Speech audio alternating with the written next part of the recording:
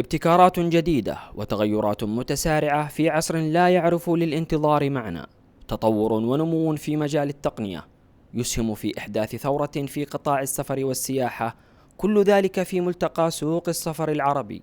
المعرض الكبير عن السياحة والسفر والفندقة، هذا يضيف لنا في وطننا العربي الشيء الكثير، سواء في وطننا العربي أو يضيف لي أنا في المملكة العربية السعودية.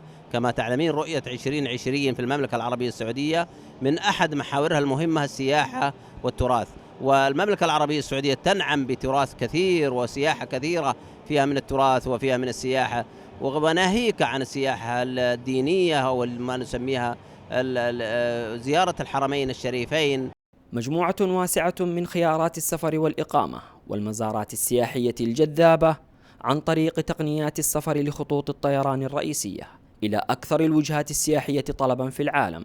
بالسوشيال ميديا هناك في فرق بين المعلومة التي تنتقل من أوروبا أو من آسيا إلى المتلقي الخليجي، يجب أن تكون تنقل بأيادي أو عقول خليجية لتصل إلى هدفها المناسب، وهذه هي نقطة الضعف في السوشيال ميديا بالنسبة لأن كل شركة وكل منشأة وكل دولة لهم قسم خاص في الإعلام الإلكتروني، لكن لا ينجحوا في إيصال هذه المعلومة.